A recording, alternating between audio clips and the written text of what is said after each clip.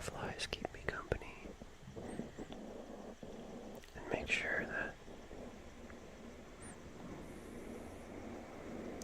if I need to see that I'm not left completely in the dark, especially on nights of the new moon.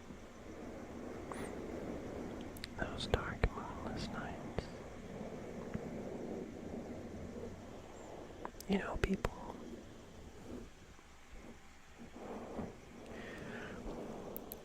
seem to find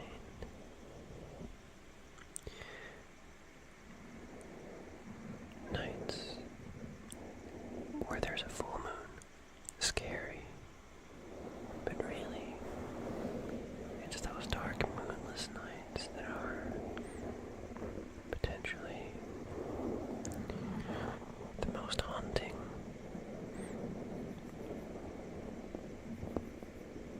The ones where the fireflies are just about the only source of illumination. Stars in the forest. And of course the stars, like fireflies in space. I don't think fireflies could survive long.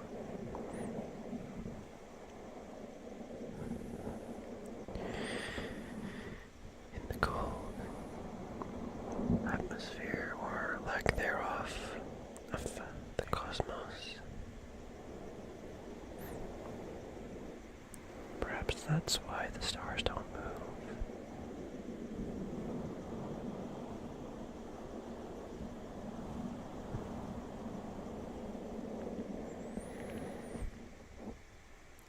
If they are in fact fireflies, I'm not sure what else they'd be. I don't know. How do you explain the stars to someone who's never been there?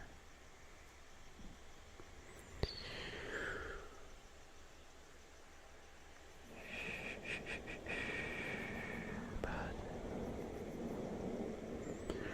though the woods on a night like this, though they have their dangers and their horrors,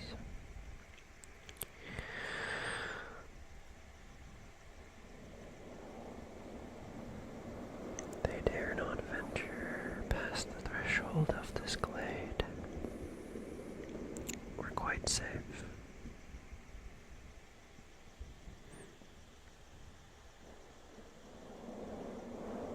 And any sounds you hear, any sounds that you hear out there, you have my guarantee that they will stay out there. They won't come any closer. Not while you rest.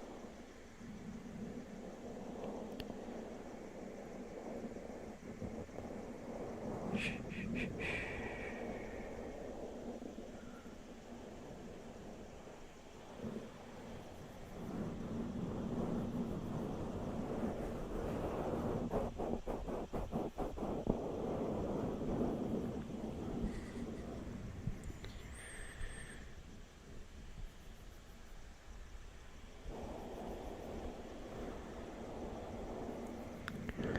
I've always loved the woods, you know. There are many places that I would go as long as they have woods nearby.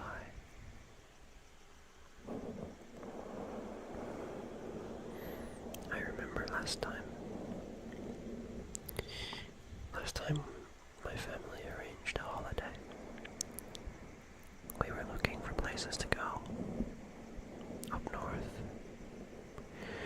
Way up north. And the one that we were sort of trying to decide on where to go together, like democratically, and everyone had their own things that they wanted. And the one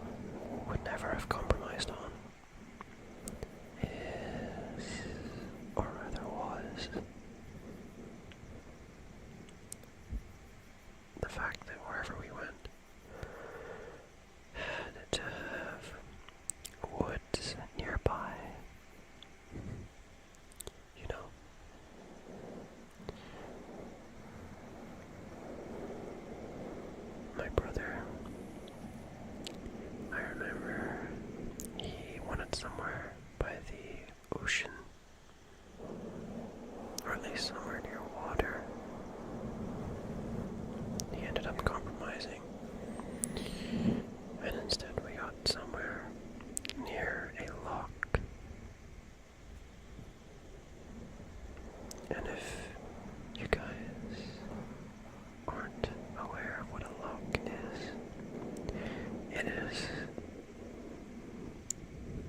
it is really just the Scottish word for lake. Lake. Down by the lake.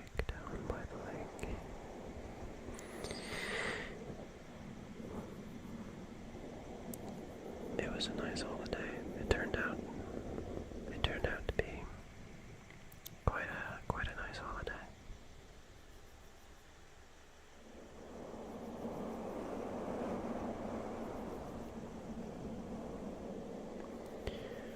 So there is a loch nearby, and lots of woodland, and quite a few mountains. So really, we all got what we wanted, because my father wanted somewhere in the mountains. My brother wanted somewhere near a body of water, and of course I wanted somewhere near or nestled in the woods. And my mother wanted somewhere that had a lot of places to walk. Somewhere where she could walk the dogs. And so we all ended up getting what we wanted.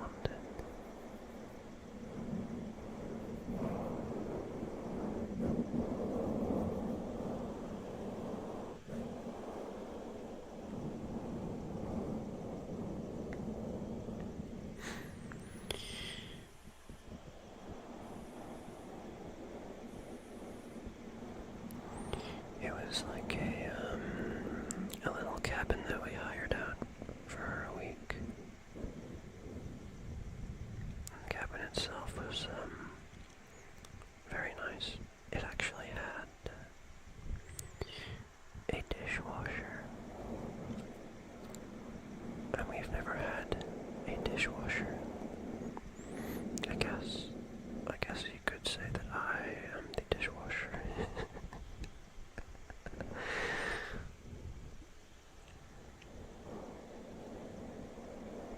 I am the dishwasher of the household usually.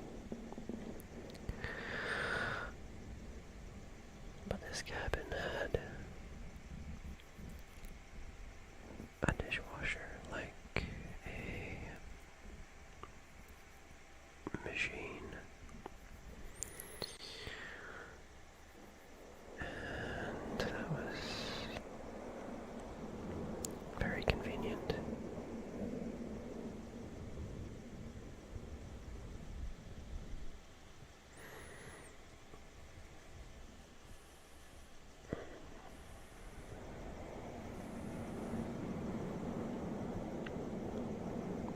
And I remember we did go a few walks. I remember one, we went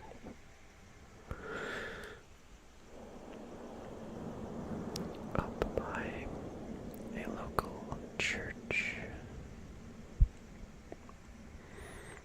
and I came across a grave. There was a graveyard outside the church, but when we walked further up into the woods and into the mountains,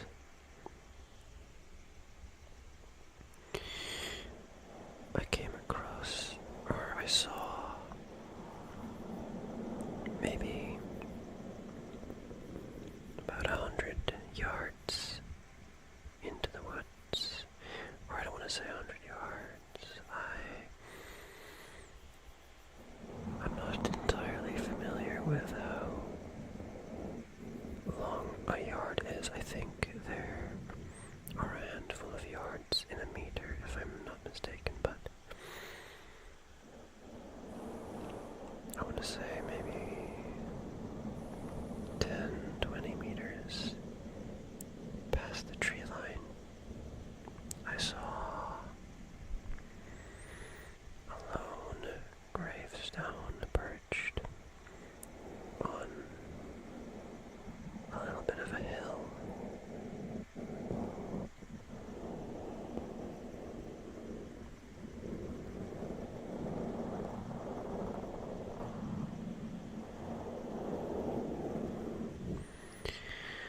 So, out of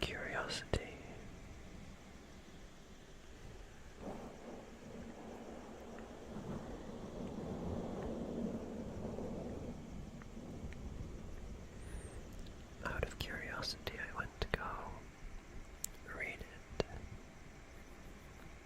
I wanted to meet the man or woman or nameless entity that occupied it. And so I went past the wood line, or the tree line rather, and I went up to the grave.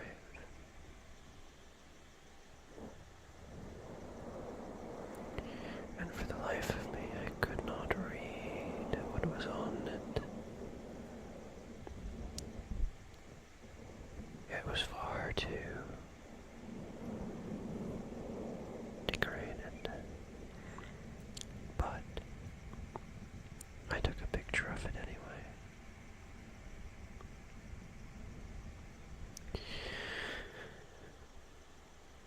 And we continued with our walk.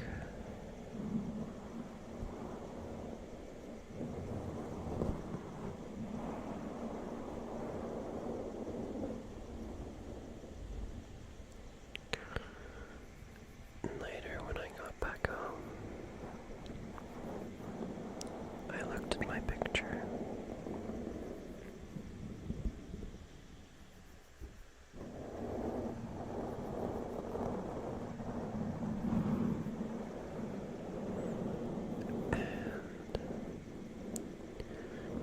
I analyzed it a little more, played around with the contrast, and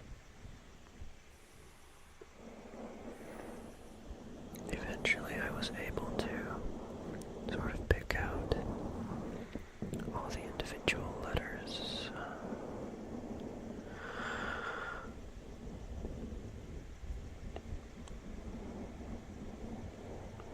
All the individual letters that spelled out the name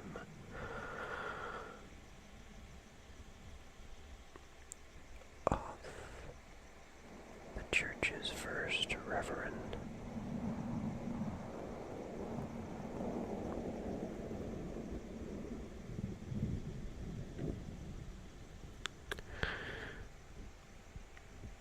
I feel as though giving out the name may be irresponsible in some way, but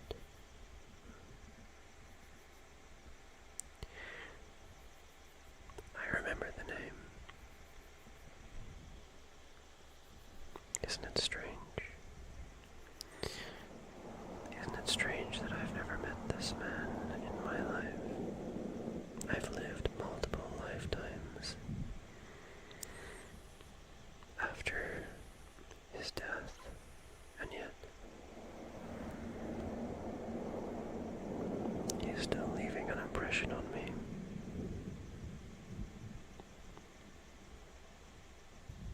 It's strange how the indents that we make, the impressions that we leave on the world, on time, on the fabric of reality, the fourth-dimensional fabric. It's strange how that both seems to be completely insignificant and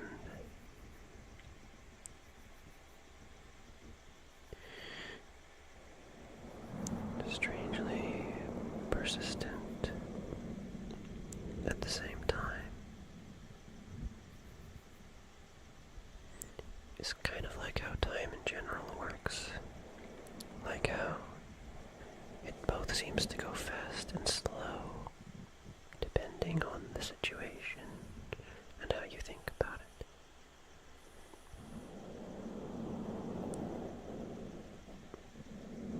We do live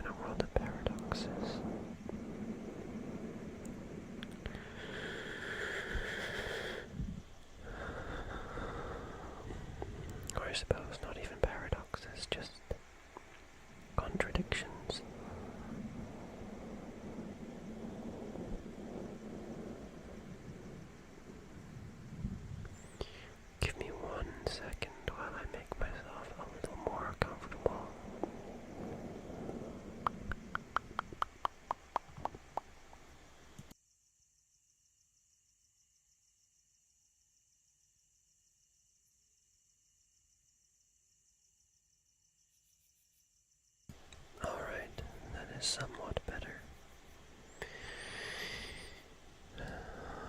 Hold on, I need to move something. Okay.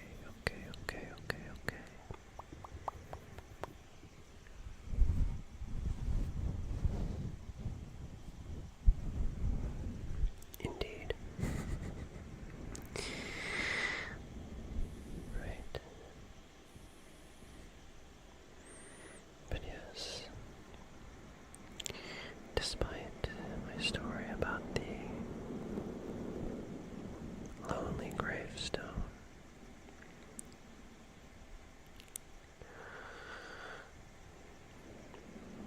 I'm sure our good Reverend won't come knocking at the tree line of our glade here.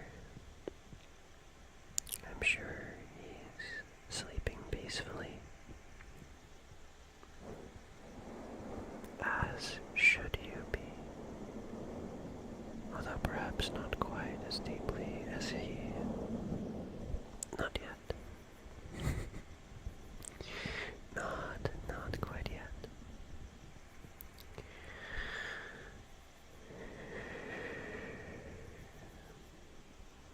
I wonder if our good Reverend has become part of the mycelial network.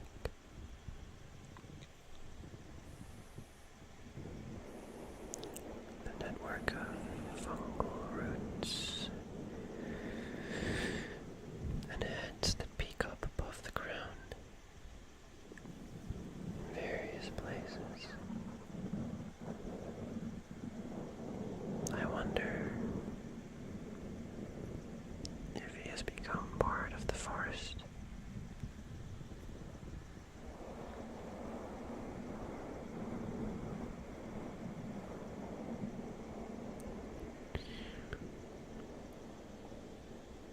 Part of that large and vast single organism.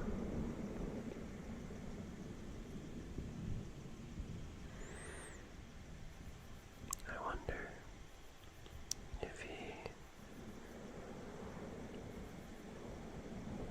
is intertwined with the roots of the evergreens and the broadleaves, and perhaps the aspens have gifted him new eyes.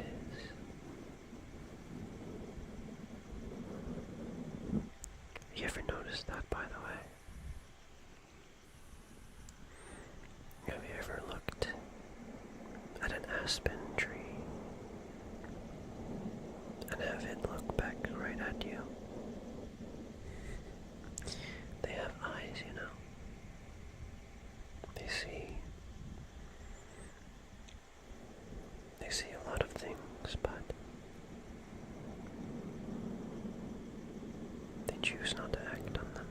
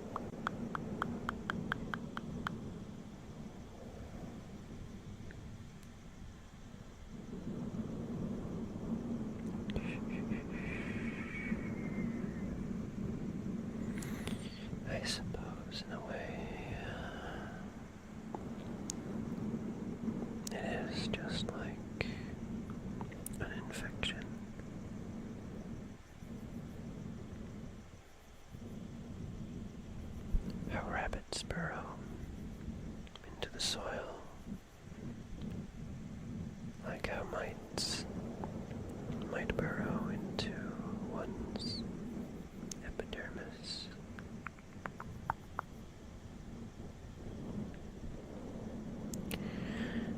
Hello, Saru.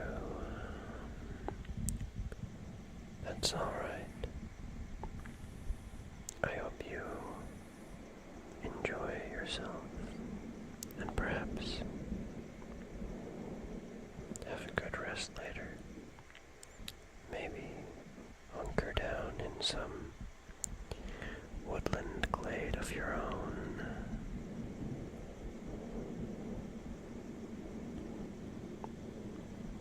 With a floor of soft moss and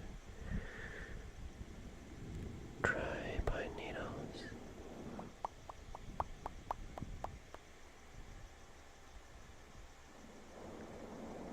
I hope you enjoy your food.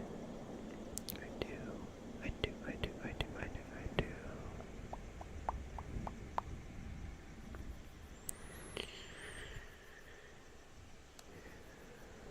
Let's see here. Let's take a trigger break, shall we? I have something to tap on, though I'm unsure what kind of sound it makes. Let's find out together, shall we? Apologies on behalf of my floorboards. They wanted me to tell you that they are sorry for creaking so much. They are quite old. They are quite old. Let's see. Let's see if you can guess what this is that I'm tapping on.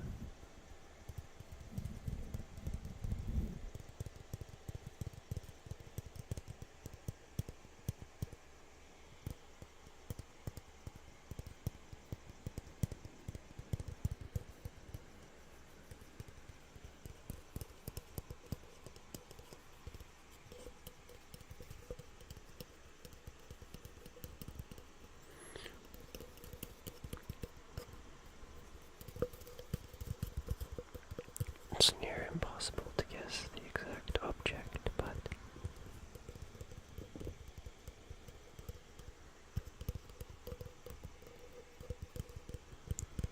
perhaps you have a general idea of the shape of it.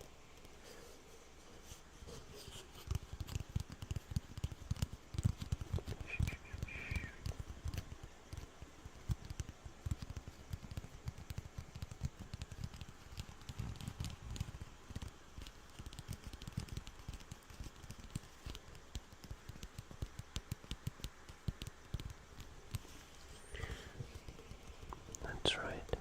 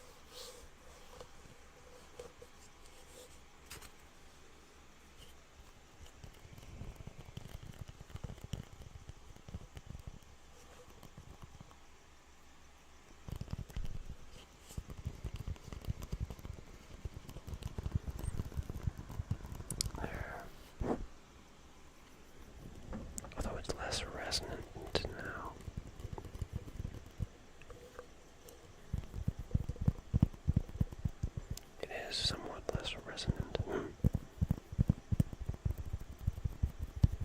It's perhaps not worked quite as well as I would have hoped.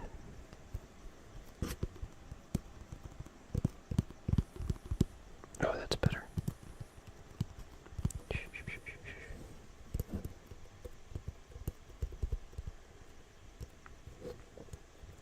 I saw a piano exercise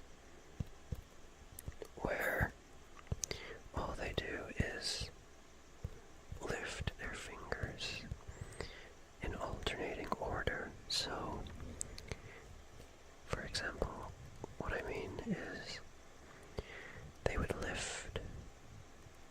put their hands down on a table, like their fingertips. Apologies, my throat just made an Enderman sound.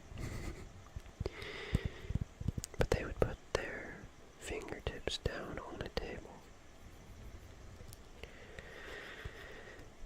And they would lift their middle finger, their thumb, and their pinky finger off the table, leaving their index finger and their ring finger planted on the table. And then they would bring the fingers that are off the table down onto the table and lift the index and the ring off. I want, if anyone out there is still awake, I think you should try that at some point, and then keep alternating between having your index and ring finger off the table and having your other three fingers off the table. It took me about 20 minutes to be able to do it, but I can now do it with both hands. Maybe if I keep doing it, it will make me better at playing the piano.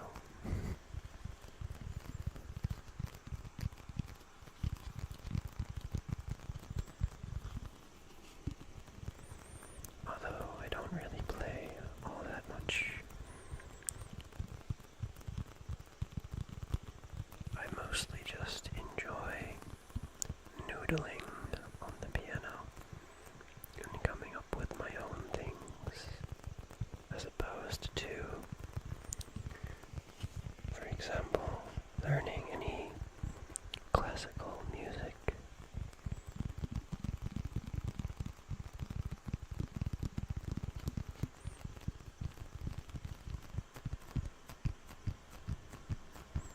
Although I do remember when I was a child, the first thing I ever learned on the piano was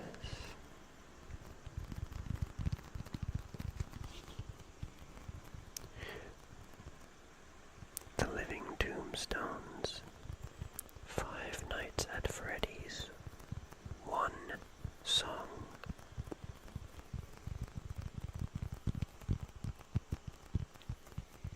That was the first thing I ever learned on the piano.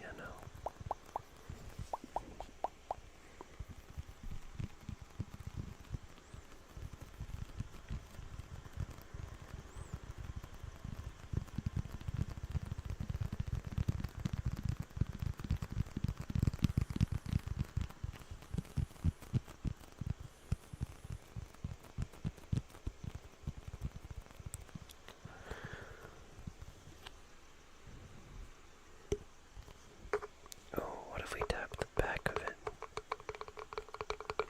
that's quite a good sound. I realize now that I never actually mentioned what this object was.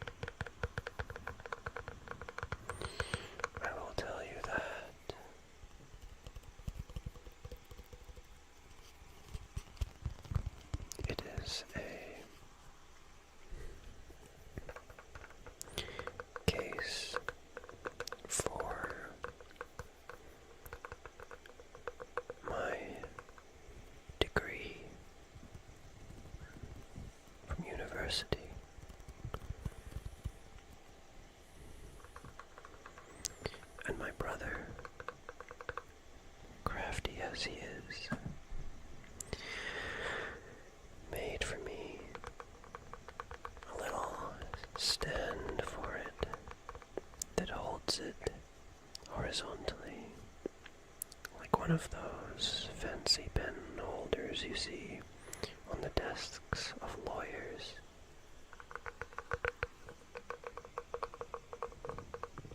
It looks very cool, and it looks, in my opinion, like something a smart person would own.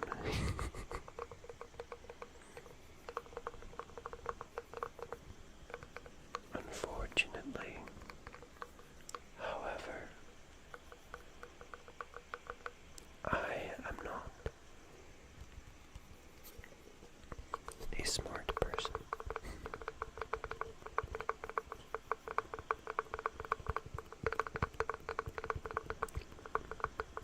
And my degree thus far has proven completely and utterly useless.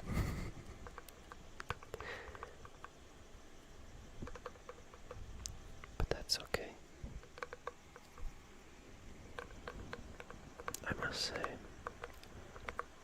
I'm quite happy with where I am.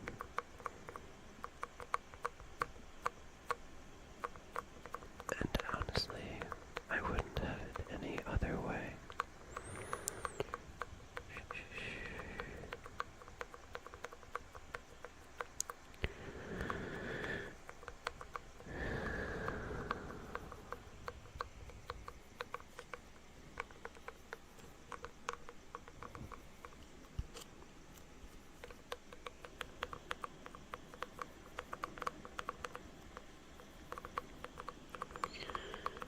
I wouldn't have it any other way. What were we talking about before I picked up the cylinder?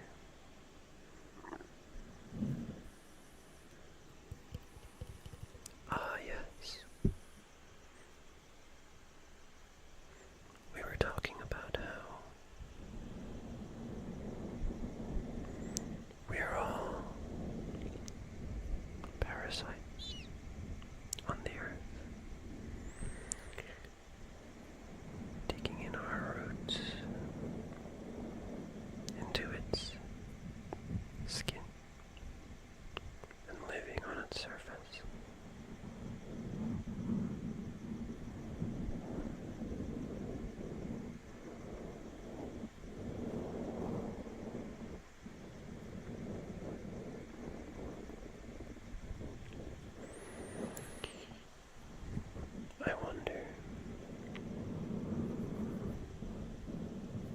I wonder if it itches.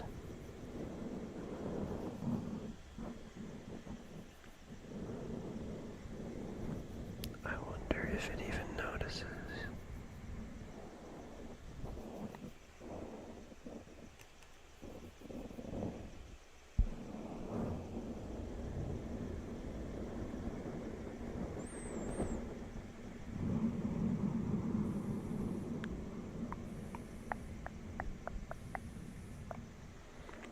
I do wonder if the other planets know of its condition.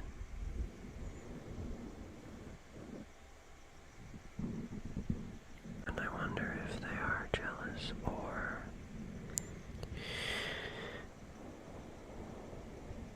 I don't know, what's the opposite of jealousy? Gratefulness that they're not it.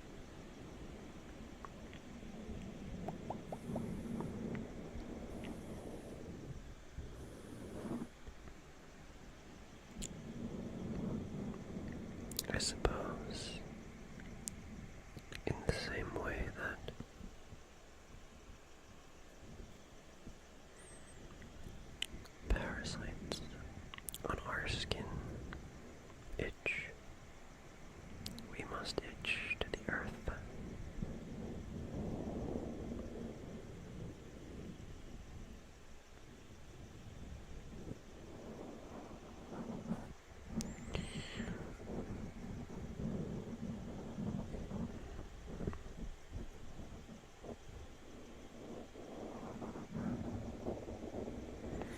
It is strange to me when people say that the universe is so big and they feel insignificant.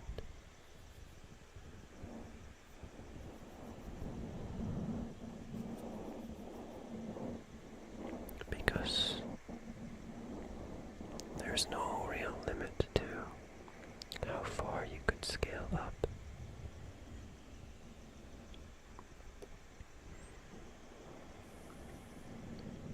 The speed of light prevents us from seeing beyond a certain distance, but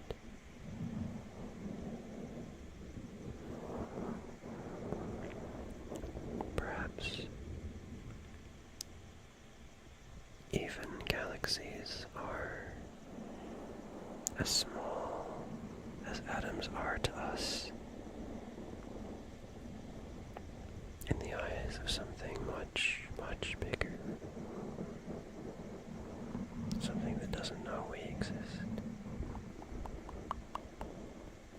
Something that's never even considered that something as small as us would have our own emotions, beliefs, stories, and there really is no point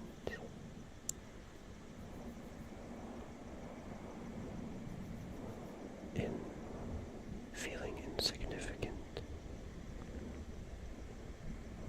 because just like we are to those bigger things, they are to things even bigger. And so it's not worth thinking about it through the lens that we're like insects in a world of giants. No. It's much more productive to think about it in the sense that we live in a different world to the bigger things and the smaller things.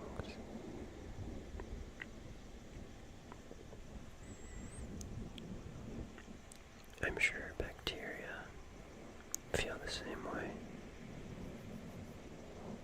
They have their own world, and we have ours, and they really are just two different worlds.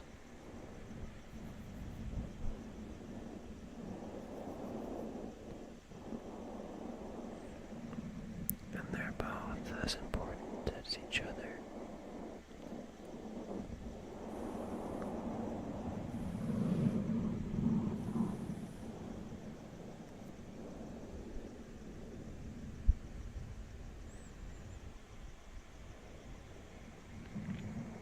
Significance is relative.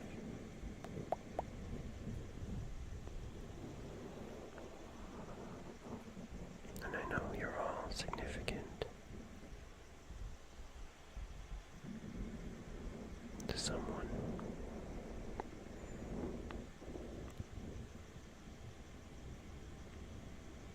Relative to someone out there, I'm sure you are the most important thing in the world. Through their eyes, in their world. And we all have our own little worlds.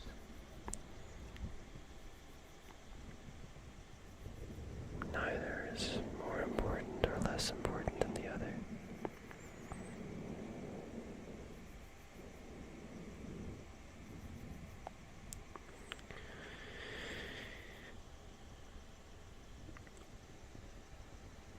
guys ever feel tempted, or if you guys ever eaten toilet paper? I haven't. Trust me.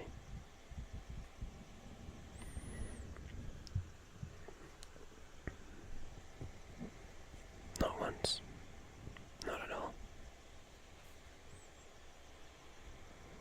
My tummy hurts.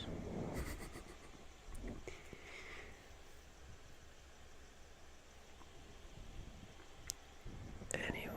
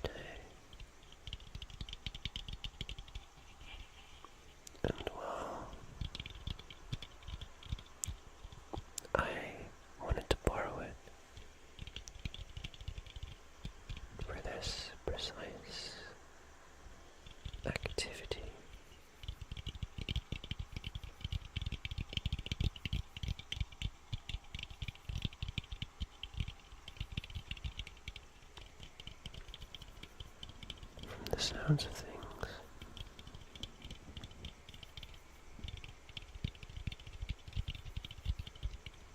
It doesn't have a core. That's right.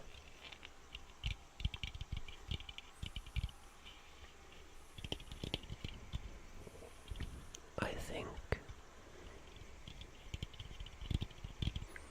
the moon might be hollow.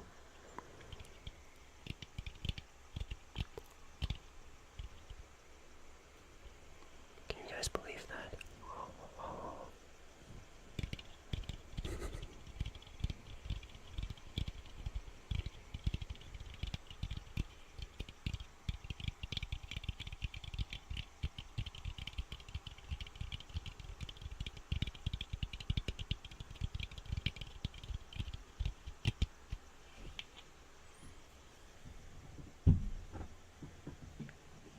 Who knows, really, what could be lurking inside the moon? It must be hollow for a reason. Somebody must have hollowed it out. I doubt it could have formed naturally. Unless, of course, it did, in which case I am stupid.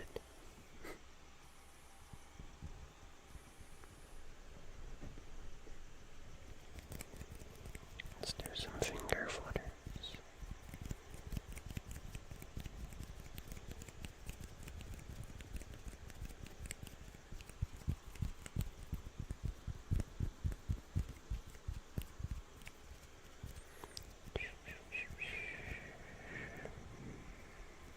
I'm not a big fan of finger flutters, I'll be completely honest.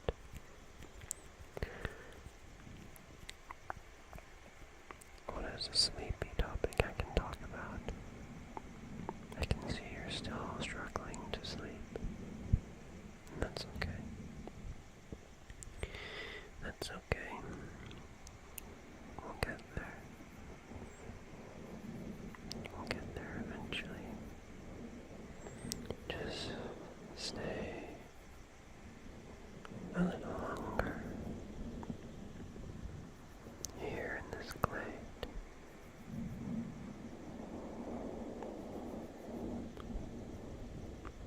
There's very peaceful magic here that I'm sure you ought to feel.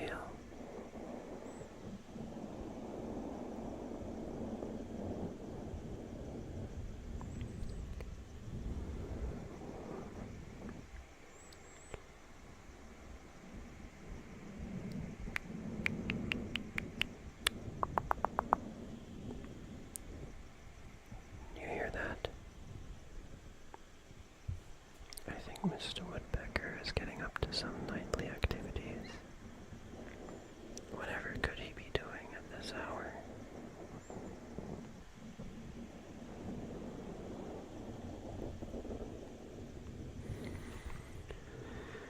Perhaps it was him. Perhaps it was our dear Mr. Woodpecker that hollowed out the moon.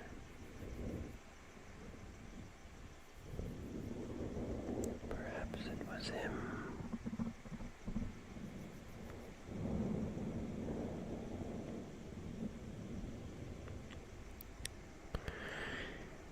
Perhaps it was him that left all those craters strewn across its skin. And perhaps it was he who stuffed it full of acorns and dry twigs.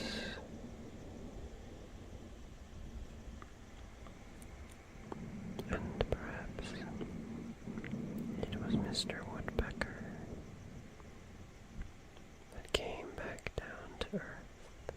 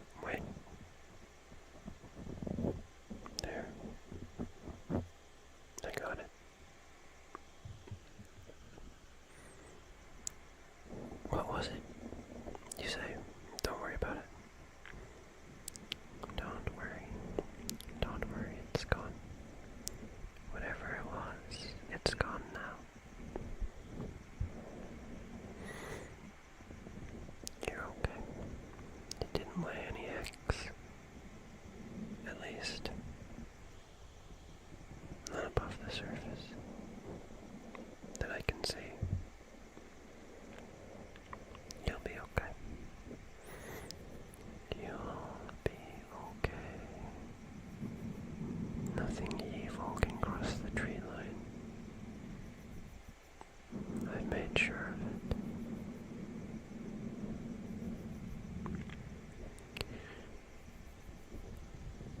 I've lived here in this glade for over 5 millennia.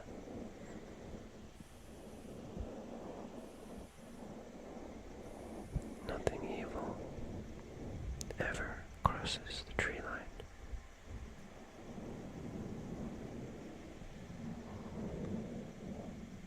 Except, of course, me. I'm kidding, of course.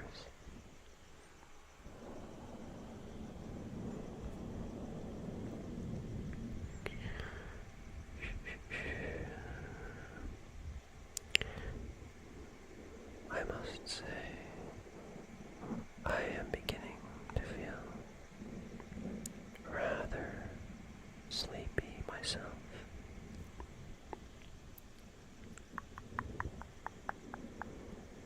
Just a little. I've been awake for about 3 years. I think it is time I ought to rest.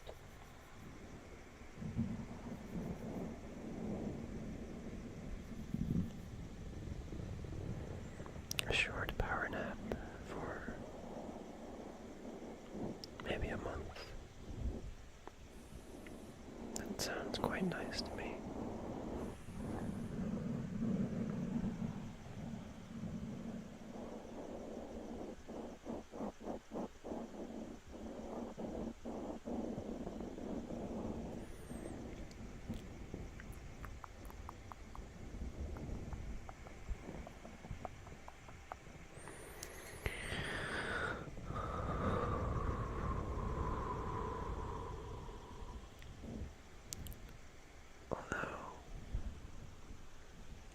I will say I have been feeling quite a bit more energetic in my daily life lately, and I think I know why. I think it's for 2 reasons. The first is I'm naturally getting a lot more exercise and fresh air in my day-to-day life now. And the other reason is that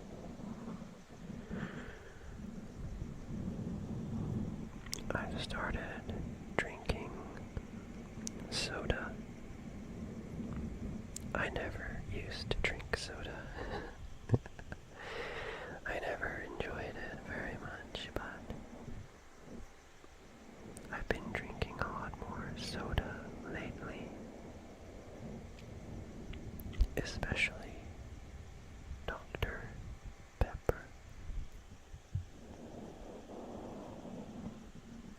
Especially Dr. Pepper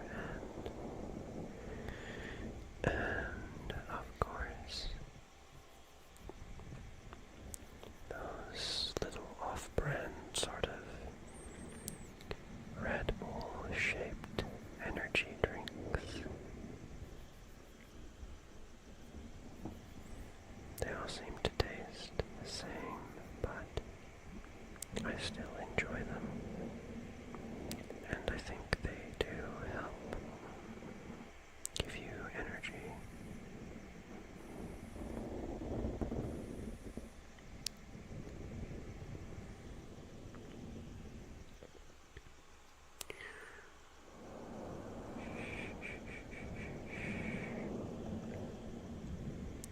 So I think soon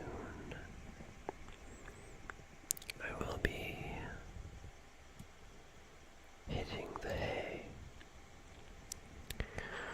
or I suppose in this glade I will be hitting the moss and the twigs of the forest floor.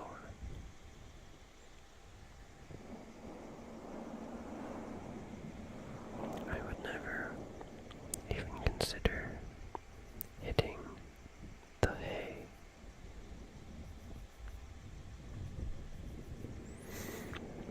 As hay is for horses and those of an otherwise equestrian nature.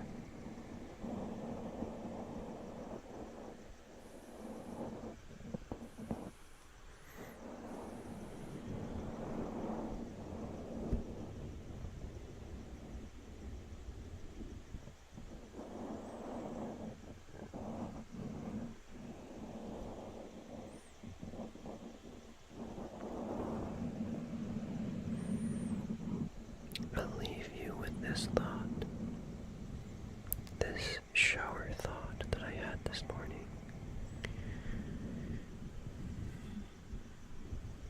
Or was it yesterday morning? I can't quite remember. The thought is this: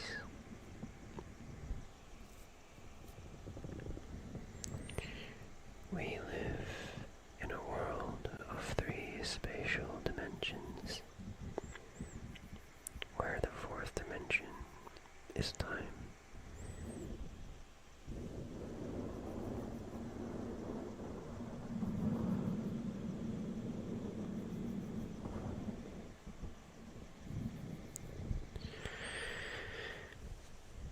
Now, if you think of a 2-dimensional world, like, for example, Mario Brothers,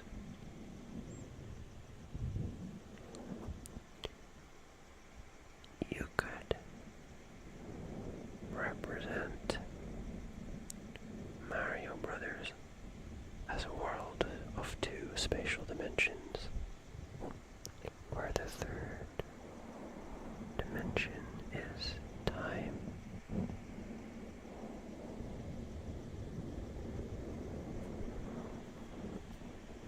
And you could quite easily translate that into a 3-dimensional shape.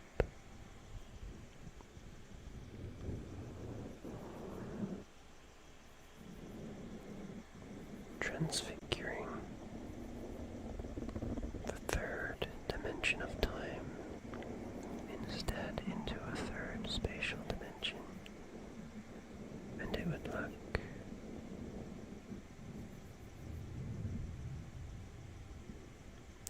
look like a series of snapshots of a 2-dimensional world layered on top of each other.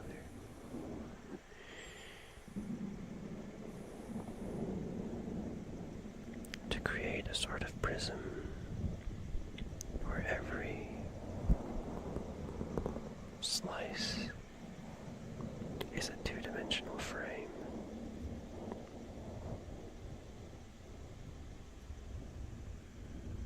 So, if you can do that,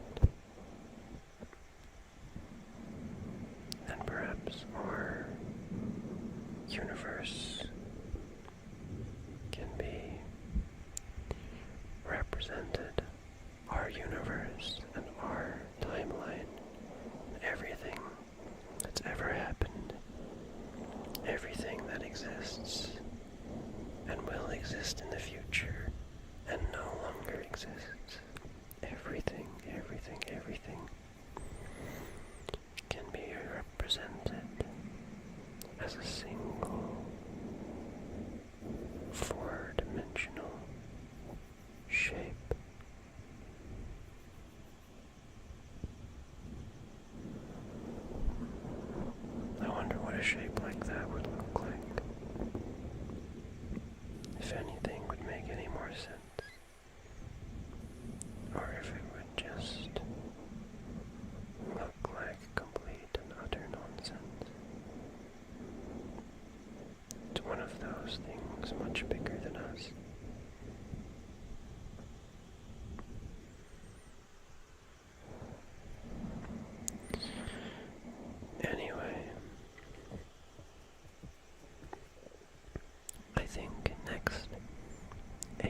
more stream, I want to read a bedtime story.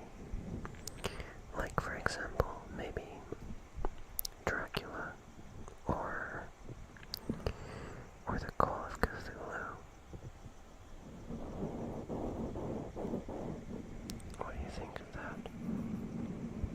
Would you guys like to hear that?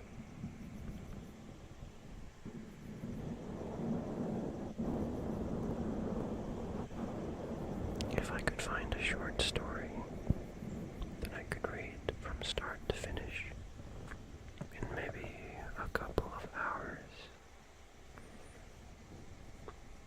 that would be even more desirable, I think.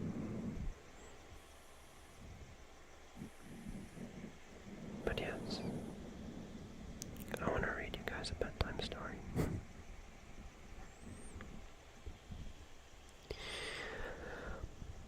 But not tonight.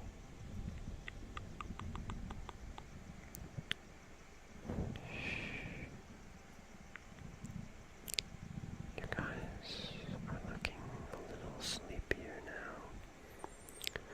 I see some of you are actually out cold, I think.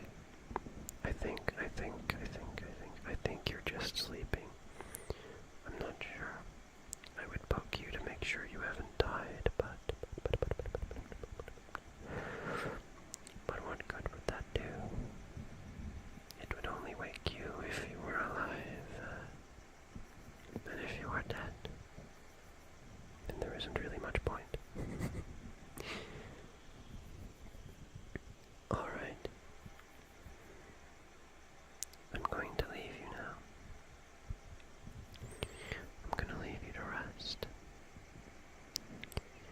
I hope you have pleasant dreams, and I hope you wake up and have a wonderful, wonderful, wonderful, wonderful day tomorrow. If you have a good day, then I know I will.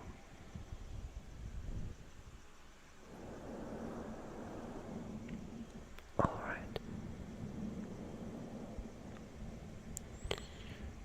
Good night.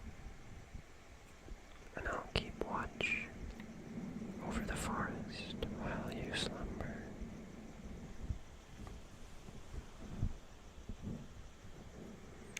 I'll make sure the woodpeckers don't hollow too deeply into the wood of the tree, too deeply into the trunk and down into the mycelial network and far below, down through the crust of the earth and into the mantle, down through the molten rock, and through everything, through the ocean of lava, into the core, and down to the center, into the center of the iron.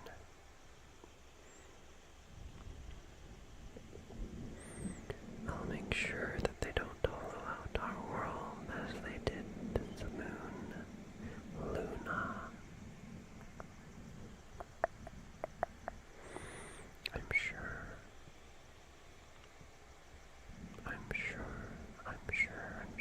we will all be safe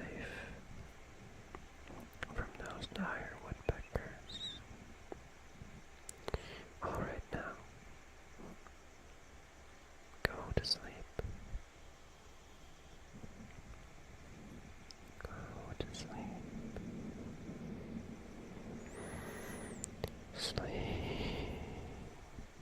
Sleep.